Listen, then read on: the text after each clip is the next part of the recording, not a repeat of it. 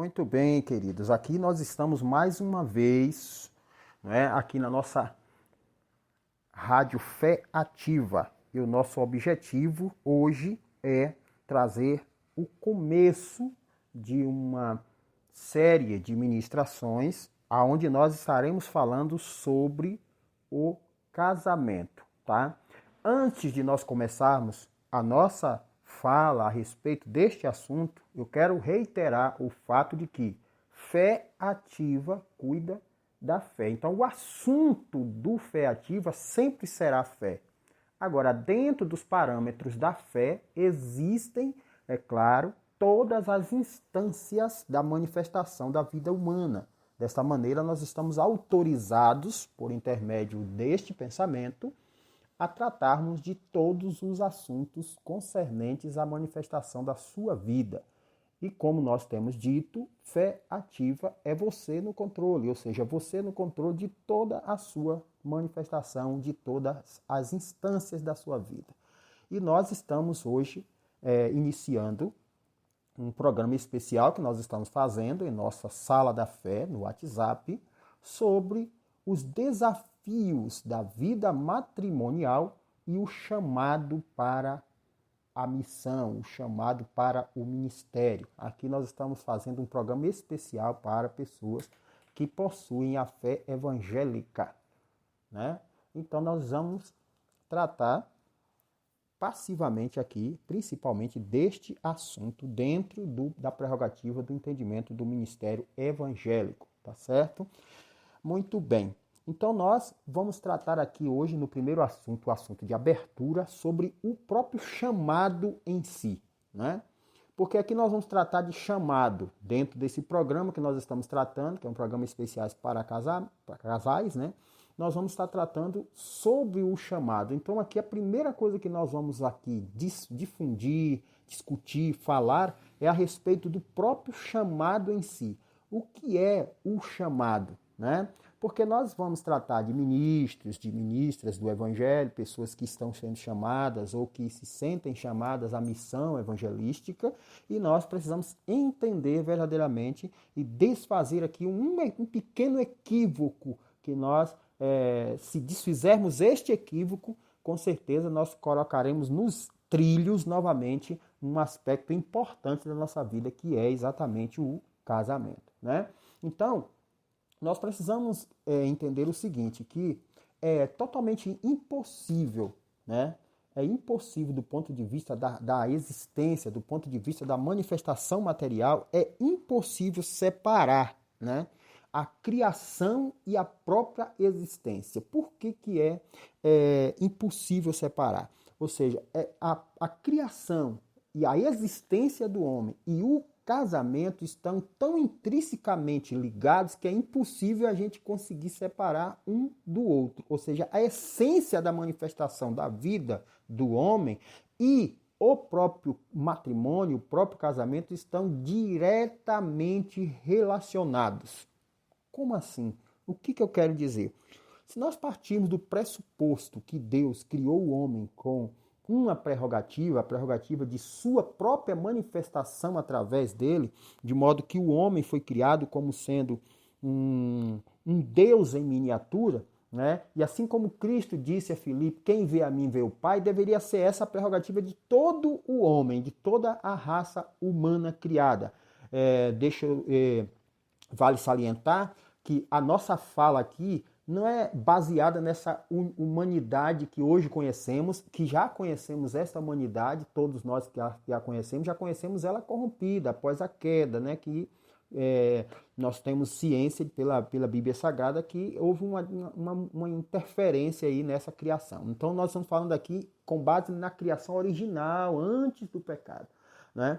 Então Deus originariamente criou o homem. Se nós pegarmos como prerrogativo o próprio texto bíblico, né, que trata da história da humanidade conhecida materialmente, para também dar a entender a história da própria humanidade criada em sua originalidade espiritual. Então nós vemos em Gênesis capítulo 5, 1 e 2, que Deus criou o homem, né, ele criou o homem à sua imagem, à sua semelhança, né? e ele fez o homem assim, imagem e semelhança, e Deus o criou macho e fêmea e os chamou pelo nome de Adão. A Bíblia diz que os chamou pelo nome de Adão. E é baseado neste texto que eu estou dizendo que não há possibilidade, não há, digamos assim, termos para que nós possamos conseguir aqui intelectualmente separar essencialmente, volto a dizer, essencialmente separar homem e mulher.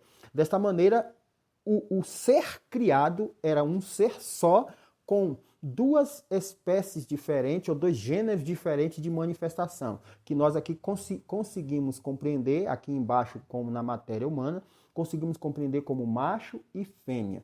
Então, mas aqui nós podemos ver que Deus criou um espírito com uma manifestação que a própria Bíblia chama de macho e fêmea, mas deu um nome só, isso mostrando a unidade. Por isso eu digo que está tão intrinsecamente ligado à própria instituição da figura da humanidade com o casamento, estão tão intrinsecamente ligados que não conseguimos inteligentemente ou intelectualmente separar, não é certo? Então nós precisamos compreender que o chamado primordial do Criador para o homem é para viver em família, né? Então, deste modo, nós entendemos que Deus chamou o homem para o casamento, né? De modo que ele, né,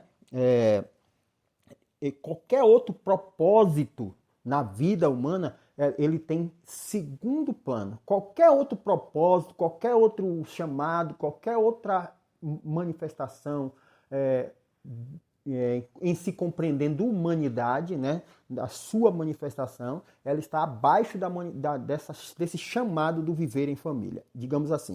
O que eu quero dizer é que Deus te chamou para o casamento, ele chamou o homem, a imagem dele, para o casamento. Quando ele instituiu a própria raça humana em si, instituiu macho e fêmea, de maneira que um e o outro são uma unidade tão completa que até falta palavras para podermos explicar. Deste modo, nós compreendemos que homem e mulher nasceram e estão intrinsecamente ligados em sua própria significação, em sua própria manifestação, em sua própria essência. De maneira que aí vemos que o casamento é o primordial chamado da humanidade.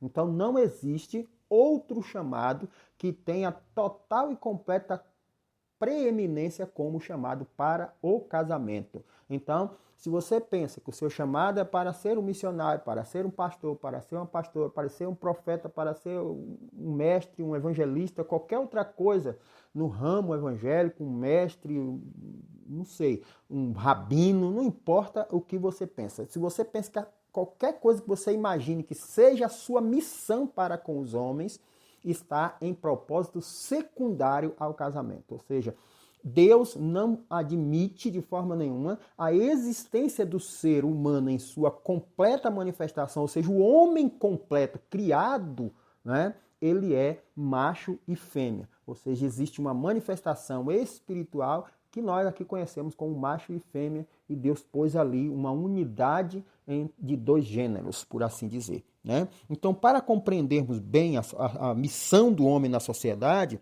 nós devemos compreender que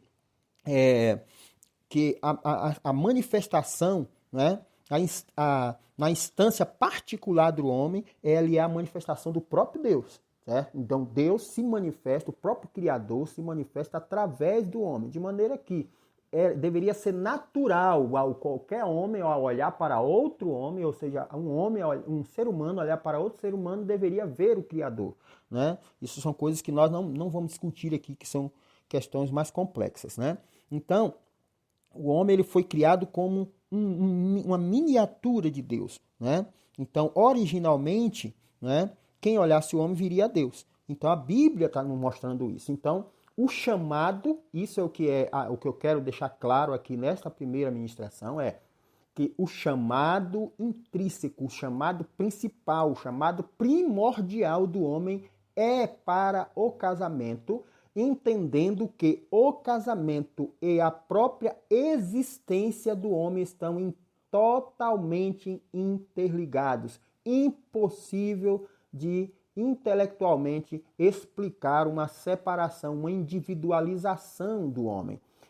deixando também aqui notado que, vamos pontuar o seguinte, que depois dessa discrepância, dessa alteração que teve no propósito original de Deus, aí sim houve uma mudança na manifestação macho e fêmea, onde ambos foram individualizados, né, em consciência, para que eles pudessem primeiramente compreender a sua manifestação, seu papel na criação, né? O homem tem um papel, a mulher tem um outro papel, isso nós vamos discutir ao longo das nossas falas nessa semana. Então, o homem tem um papel na criação e a mulher tem um outro papel na criação, sendo que o papel do homem é completado pelo da mulher e o da mulher é manifestado pelo que se completa com o do homem. De maneira que sem o papel do homem, o papel da mulher não se desenvolve e sem o papel da mulher, o papel do homem nada vale. Então, não existe manifestação verdadeira, não existe verdade em vida, não existe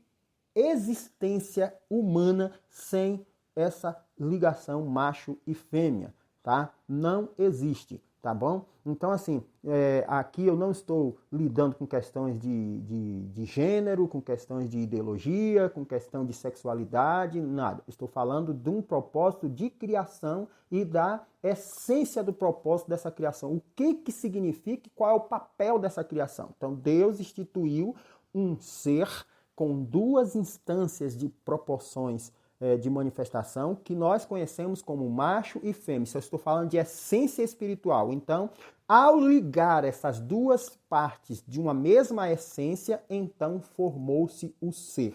Desta maneira, nós entendemos que o primordial chamado para o homem é o casamento. Macho e fêmea os criou, ou seja, Deus criou o homem macho e fêmea. E nesta manifestação do homem está a própria manifestação do Criador. De maneira que ao olhar para o homem original, em essência, criado por Deus, seriam visto a completa manifestação de Deus como sendo macho e fêmea em um ser só. Uma unidade que até falta palavras para explicar. Volto a repetir, o homem e a mulher e a própria existência de ambos está tão intrinsecamente ligada ao casamento que não existe, eu não encontro termos para explicá-lo de outra maneira. De maneira então que a criação e o casamento é um chamado único. E aqui nós estamos para desfazer o equívoco de que no casamento possa haver um chamado diferente para o homem e outro diferente para a mulher.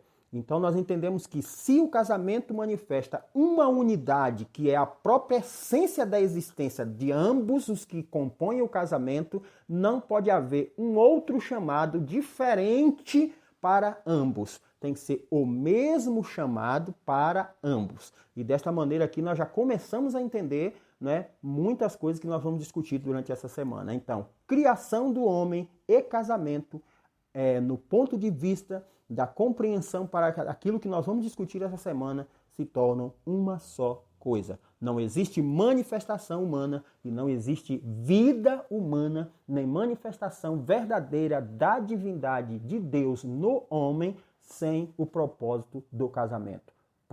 Primordial chamado, casamento e existência. Sem o casamento, a existência fica anulada e sem a existência, o casamento também não existiria. Isso é uma lógica, tá certo? Nós vamos continuar então o nosso chamado, a nossa conversa a partir dos próximos dias, nos assuntos que nós ainda temos para discutir. Um grande abraço a todos, com a graça e a paz do nosso Senhor.